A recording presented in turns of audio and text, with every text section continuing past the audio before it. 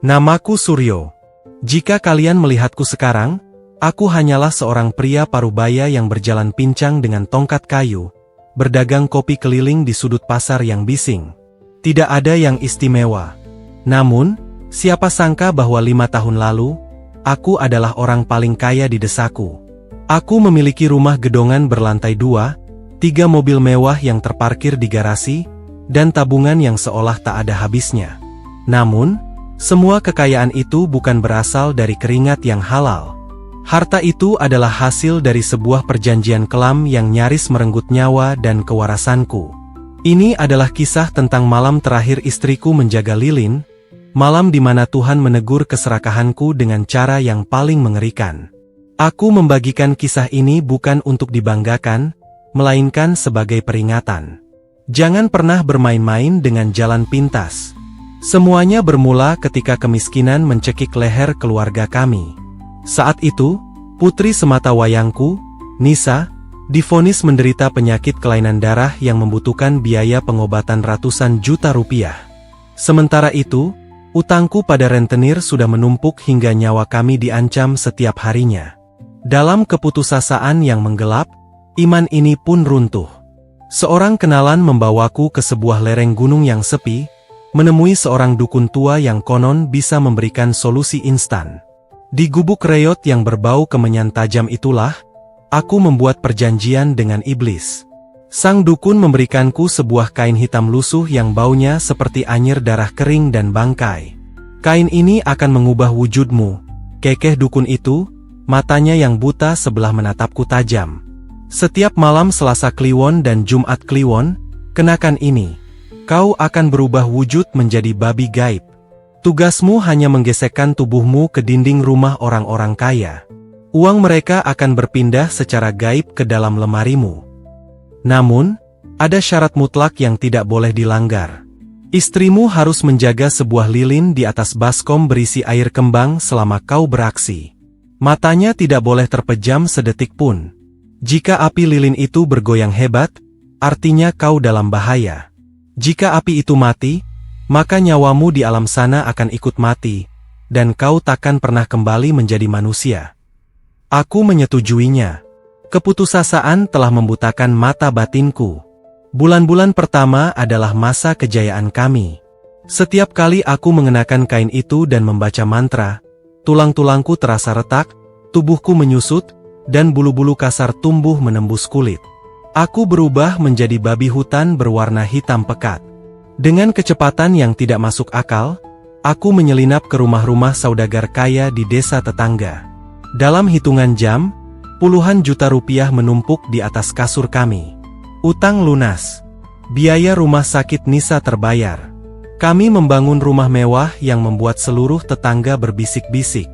Istriku, Sari, awalnya menangis dan menolak keras, namun melihat Nisa kembali tersenyum dan kami tidak lagi kelaparan, ia terpaksa menelan rasa takutnya.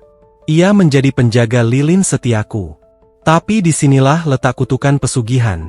Ia menciptakan dahaga yang tak pernah bisa dipuaskan. Meskipun kami sudah memiliki segalanya, rasa serakah itu terus membisik di telingaku. Aku ingin lebih. Aku ingin membeli tanah, membangun kontrakan, memiliki segalanya.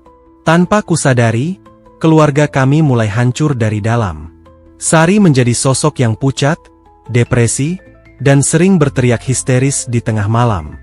Ia dihantui bayangan makhluk mengerikan di sudut ruangan. Nisa, anakku, mulai sering berbicara sendiri dan kesehatannya kembali memburuk secara misterius. Rumah mewah kami terasa sangat dingin, hampa, dan selalu tercium bau amis darah yang hanya bisa dicium oleh kami bertiga. Malam itu adalah malam Jumat Kliwon. Hujan turun rintik-rintik, membawa hawa dingin yang menusuk tulang. Sari bersimpuh di depanku, memegang tanganku yang dingin. Matanya bengkak karena kurang tidur. "Mas, sudah cukup. Kumohon, sudah cukup," isaknya dengan suara serak. "Tabungan kita sudah banyak." Nisa kembali sakit-sakitan, "Mas, aku merasa ada yang mengawasi kita setiap malam. Hentikan ini, atau kita akan kehilangan segalanya." Namun, telingaku seolah tersumbat oleh keserakahan. Ini yang terakhir, Dek. Aku janji. Di desa sebelah ada juragan tanah yang baru saja menjual sawahnya miliaran rupiah. Kalau kita ambil sebagian, kita bisa pindah dari sini dan memulai hidup baru di kota. Tolong, jaga lilin ini untuk yang terakhir kalinya. Dengan air mata yang tak henti mengalir, Sari akhirnya duduk bersila di depan nampan berisi air kembang dan sebatang lilin merah. Aku mengenakan jubah itu. Rasa sakit yang meremukkan tulang kembali datang, dan pandanganku berubah menjadi merah. Aku berlari menembus gelapnya malam menuju desa tetangga. Namun, malam itu sangat berbeda. Sesampainya aku di pekarangan rumah sang juragan, aku tidak menyadari bahwa desa itu telah dijaga ketat. Berita tentang babi ngepet yang meresahkan telah menyebar. Tiba-tiba, suara kentongan bambu dipukul bertalu-talu memecah keheningan malam. Obor-obor menyala dari berbagai penjuru. Itu dia babinya. Kepung, teriak seorang warga. Jantungku berdegup kencang bak genderang perang. Aku berlari sekuat tenaga, namun wujud babi ini membuatku kesulitan melompati pagar tinggi. Puluhan warga mengepungku dengan bambu runcing, celurit, dan siraman air yang telah dicampur garam kasar serta doa-doa. Setiap kali air itu mengenai kulitku, rasanya seperti disiram air keras. Aku menjerit dengan suara babi yang melengking. Di rumah, seperti yang Sari ceritakan kepadaku kemudian, suasana kamar berubah menjadi mencekam. Angin kencang tiba-tiba bertiup di dalam kamar yang tertutup rapat. Api lilin merah itu bergoyang sangat beringas, membesar lalu mengecil hingga sebesar biji kacang hijau. Sari panik. Ia tahu suaminya diambang kematian. Dengan berlinang air mata, ia menangkupkan kedua telapak tangannya untuk melindungi nyala api itu dari angin gaib. Tangannya melepuh terbakar, namun ia tidak peduli.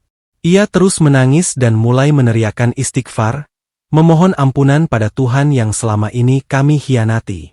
Di desa tetangga, sebuah bambu runcing berhasil menembus kaki belakangku. Rasa sakit yang luar biasa membuatku tersungkur ke tanah berlumpur. Darah mengucur deras. Warga semakin mendekat, siap untuk menghabisiku.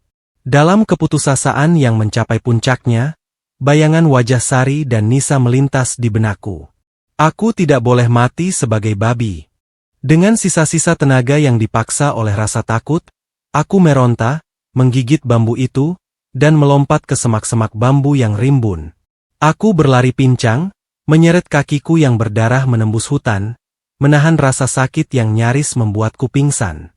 Tepat saat api lilin di rumah nyaris padam, aku berhasil mendobrak pintu belakang rumah dan ambruk di lantai dapur. Dengan tangan bergetar, aku menarik paksa kain hitam itu dari kepalaku. Wujudku kembali menjadi manusia, diiringi teriakan kesakitan yang menggema di seluruh rumah. Kaki kananku robek parah, persis di tempat bambu runcing itu menancap, menembus hingga ke tulang. Darah menggenangi lantai marmer dapur kami. Sari berlari keluar dari kamar dengan tangan yang melepuh merah, memelukku yang merintih meregang nyawa. Kami berdua menangis sejadi-jadinya malam itu. Tangis penyesalan yang mengguncang dinding-dinding rumah mewah yang dibangun dari uang haram. Keesokan harinya, petaka sesungguhnya tiba. Nisa jatuh koma. Dokter tidak bisa menjelaskan penyebabnya secara medis. Namun aku dan Sari tahu, iblis itu datang untuk menagih tumbal karena gagal mengambil nyawaku. Hari itu juga, aku membuat keputusan terbesar dalam hidupku. Aku menyeret langkahku yang pincang, mengumpulkan seluruh uang, perhiasan, dan sertifikat tanah yang kami miliki. Dengan bantuan seorang kiai setempat yang mengetahui rahasia kelamku, kami menyumbangkan seluruh harta itu untuk fasilitas umum dan panti asuhan tanpa menyisakan sepeser pun. Kain hitam itu dibakar diiringi lantunan ayat suci Al-Quran. Baunya menyengat seperti daging busuk yang dibakar, mengeluarkan asap hitam pekat yang membubung ke udara. Kami kembali miskin, tidur di rumah kontrakan sederhana yang sempit. Kakiku cacat permanen, dan tangan Sari meninggalkan bekas luka bakar yang takkan pernah hilang. Namun, keajaiban dari pertobatan itu nyata. Seminggu setelah kami melepaskan seluruh harta haram tersebut, Nisa sadar dari komanya. Ia sembuh, dan untuk pertama kalinya dalam bertahun-tahun, rumah kami terasa hangat dan damai. Kini, setiap malam Jumat, saat hujan rintik turun, ngilu di kaki cacatku seringkali kembali terasa. Rasa sakit itu menjadi pengingat yang abadi. Bahwa tak ada satupun kekayaan di dunia ini yang sepadan dengan keselamatan keluarga dan kedamaian hati. Keserakahan hanya akan membawamu ke tepi jurang neraka, dan aku bersyukur, Tuhan masih mengizinkanku untuk melangkah mundur sebelum terperosok selamanya.